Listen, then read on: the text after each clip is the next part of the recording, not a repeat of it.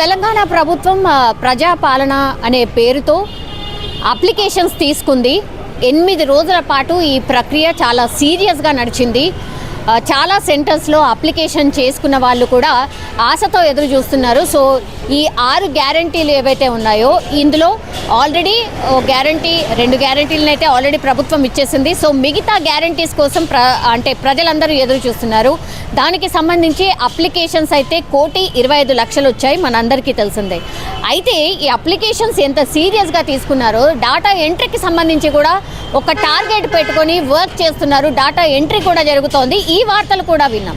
కానీ ఇప్పుడు పక్కన చూస్తున్నటువంటి విజువల్స్ ఏవైతే ఉన్నాయో ఈ విజువల్స్ చూసిన తర్వాత మాత్రం ఎవరికైనా ఒక పెద్ద డౌట్ రాకుండా మానదు. ఎంత సీరియస్గా అయితే ఈ ప్రజాపాలనలో దరఖాస్తులు స్వీకరించారో ఇవి రోడ్డు పాలయ్యాయేంటి, అసలు ఇవి ఎవరి చేతుల్లోకి వెళ్ళాయి, రోడ్ల మీద బైక్ మీద ప్రజాపాలనకు సంబంధించిన అప్లికేషన్స్ తీసుకువెళ్తుంటే అవన్నీ రోడ్డు మీద పడి ఒక పర్సన్ ఆపి అసలు ఏంటి ఇవి పేపర్స్ పడిపోయాయి బాబు అని చూస్తే ప్రజాపాలనకు సంబంధించి అప్లికేషన్స్ ఎవరైతే పెట్టారో ఆ ఫామ్స్ అన్నీ కూడా రోడ్డు మీద పడిపోయాయి.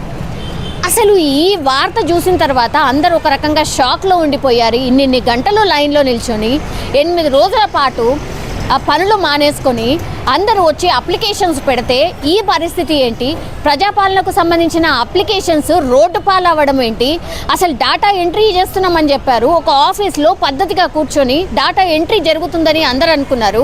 కానీ ఈ అప్లికేషన్స్ అన్నీ కూడా ఎవరో అనామకుల చేతుల్లో ఆఫీసుల నుంచి అంటే గవర్నమెంట్ హ్యాండ్ ఓవర్లో ఉండాల్సినటువంటి ప్రజాపాలనకు సంబంధించిన అప్లికేషన్స్ బండి మీద ఎవరో ఒక చిన్న అబ్బాయి చేతిలో అవి ఎటువైపు వెళ్తున్నాయి, అసలు ఎందుకని బయటికి వదిలారు, వీటికి సేఫ్టీ ఏంటి, ఎందుకని ఎటు తీసుకువెళ్తున్నారు అనే క్వశ్చన్ అయితే ఇప్పుడు అందరి మదిలో మెదులుతుంది.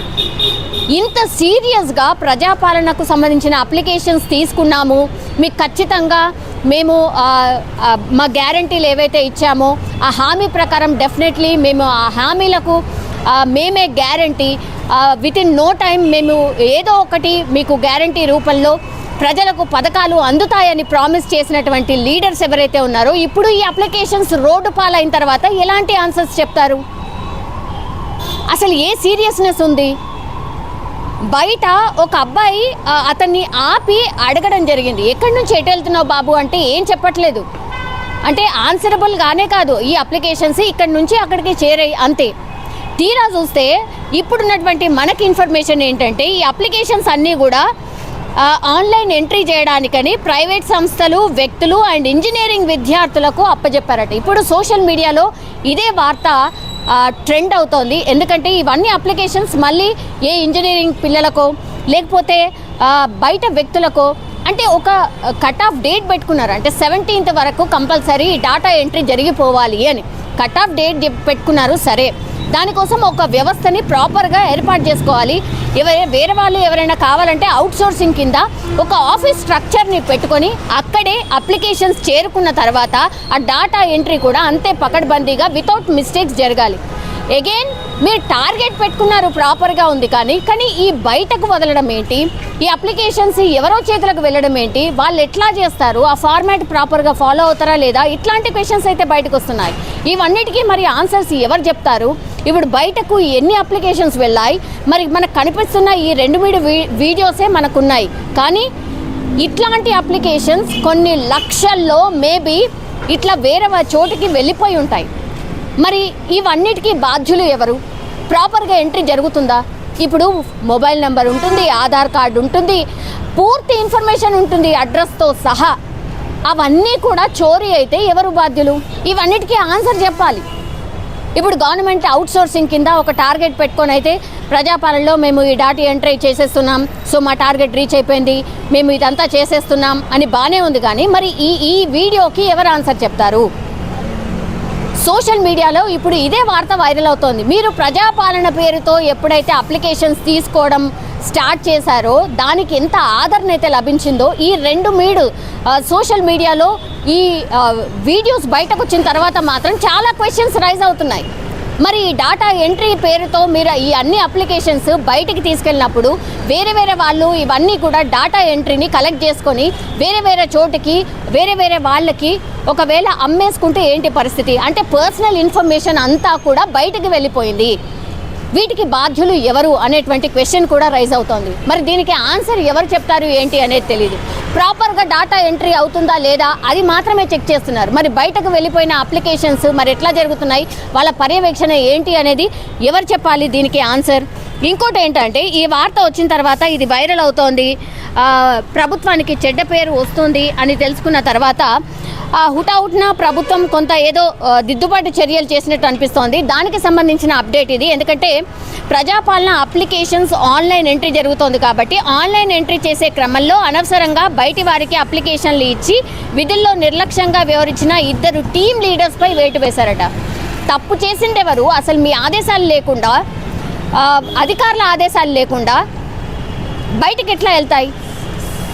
కింద వాళ్ళు బలైపోయిన సిచ్యువేషన్. ఎవరిని బలి చేశారు? Quthbullapur team leader and Hayathnagar team లీడర్ను సస్పెండ్ చేస్తున్నామని జిహెచ్ఎంసీ కమిషనర్ రొనాల్డ్ రాస్ ఒక ప్రకటన ఒక మెసేజ్ అయితే పెట్టిన పరిస్థితి. ఇప్పుడు 2 టీమ్ లీడర్స్ని సస్పెండ్ చేశారట. అంటే ఇప్పుడు ఈ అప్లికేషన్స్ ఏవైతే వైరల్ అవుతున్నాయో, అంటే కింద పడిపోయి బయటికి వెళ్ళిపోయిన అప్లికేషన్స్కి సంబంధించి ఏంటి అంటే, ఒకటి కుత్బుల్లాపూర్ టీమ్ లీడర్ని అండ్ హయత్ నగర్ టీమ్ లీడర్ని. అయితే ఈ 2 ఏవైతే ఈ వీడియోస్ వచ్చాయో కుత్బుల్లాపూర్కి సంబంధించి అండ్ హయత్ నగర్కి సంబంధించిన అప్లికేషన్స్ అనమాట. సో ఈ 2 ఏరియాస్లో ఉన్నటువంటి వాళ్ళకి ఇప్పుడు కొత్త డౌట్స్ మొదలవుతాయి. అంటే మా అప్లికేషన్స్ ఎవరికి ఇచ్చాం, అసలు దాని ఎంట్రీ సక్రమంగా అయిందా లేదా? ఇప్పుడు ఈ 6 పథకాలలో ఏ పథకం రాకపోయినా మరి వాళ్ళు ఎవరిని అడగాలి? బయటకు వెళ్ళిపోయాయి, ఎవరో ఎంట్రీ చేశారు, తప్పులో ఏదో సంథింగ్ ఎంట్రీ చేస్తే ఏంటి పరిస్థితి అనే క్వశ్చన్ రైజ్ అవుతోంది. సో ప్రజలు ప్రభుత్వంపై ఎంతో నమ్మకంతో అప్లికేషన్స్ పెట్టుకుంటే వాటిని జాగ్రత్తగా అప్లోడ్ చేయాలి అని జిహెచ్ఎంసీ కమిషనర్ రొనాల్డ్ రాస్ చెప్తున్నారు. దెన్ ప్రజలకు సంబంధించిన అప్లికేషన్స్ విషయంలో ఎవరు నిర్లక్ష్యంగా వ్యవహరించినా చర్యలు తప్పవు అని ప్రజాపాలన టీమ్ లీడర్స్కు రొనాల్డ్ రాస్ ఒక హెచ్చరిక జారీ చేశారట. ఏ ఒక్క అప్లికేషన్ వదలకుండా అప్లోడ్ చేయాల్సిందే. అర్హులైన వారు అందరికీ ప్రభుత్వ పథకాలు అందుతాయి. ఎవరు సోషల్ మీడియాలో వచ్చే వాటిని నమ్మకండి అన్నటువంటి మాట చెప్తున్నారు. సోషల్ మీడియాలో వచ్చే వార్తల్ని నమ్మద్దు. మరి ఈ వీడియోకి ఏ ఆన్సర్ చెప్తారు రొనాల్డ్ రాస్ గారు అనే క్వశ్చన్ మాత్రం చాలామంది అప్లికేషన్స్ పెట్టిన వాళ్ళ నుంచి అయితే ప్రశ్న ఒకటైతే వస్తోంది. మరి దీనికి ఎట్లాంటి ఆన్సర్ చెప్తారు? మరి బయటకైతే ఆల్రెడీ వచ్చేసాయి. సోషల్ మీడియాలో ఇప్పుడు ఈ విజువల్సే వైరల్ అవుతున్నాయి. మరి సోషల్ మీడియాలో ఇది తప్పు అని చెప్పదలుచుకున్నారా? కనిపిస్తున్నాయన్నీ తప్ప, రోడ్డు మీద అప్లికేషన్స్ పడున్నాయి. సో ఇవన్నీ తప్ప అనేటువంటి క్వశ్చన్ అయితే అడుగుతున్నారు ప్రజలు. మరి దీనికి ఎట్లాంటి ఆన్సర్ చెప్తారు? ఒక 2 టీమ్ లీడర్స్ అయితే సస్పెండ్ చేశారు. మరి ఓన్లీ హయత్ నగర్ అండ్ కుత్బుల్లాపూర్కి సంబంధించిన అప్లికేషన్సే బయటకి ఇచ్చారా, లేకపోతే ఇంకే ఏరియాస్కి సంబంధించిన అప్లికేషన్స్ బయటకి ఇచ్చారనే క్వశ్చన్స్ అయితే రైజ్ అవుతున్నాయి. ఇప్పుడు ఇన్ని 1,25,00,000 అప్లికేషన్స్ పెట్టారు. అట్లాంటివి మరి ఎన్ని బయటకు వెళ్ళిపోయాయి, ఎన్ని సక్రమంగా అక్కడే ఉండి కంప్లీట్గా డాటా ఎంట్రీ జరుగుతోంది? వీటన్నిటికీ ఆన్సర్ చెప్పాలి. మరి దానికి ఎట్లా స్పందిస్తారు ఏంటో, మరి ప్రభుత్వం ఎంత సీరియస్గా ఉండబోతోంది? ఈ వీడియో అయితే వైరల్ అవుతోంది. మరి దీనికి ప్రాపర్గా ఆన్సర్ ఎవరు చెప్పబోతున్నారు? మరి మినిస్టర్స్ ఎవరైనా చెప్తారా? బయటకు వచ్చి ప్రెస్ మీట్ పెట్టి ఏమైనా చెప్తారా? వేచి చూడాల్సిందే. కానీ ఇద్దరి మీదనైతే ఆఫ్టర్ ఈ 2 వీడియోస్ బయటకు వచ్చిన తర్వాత మాత్రం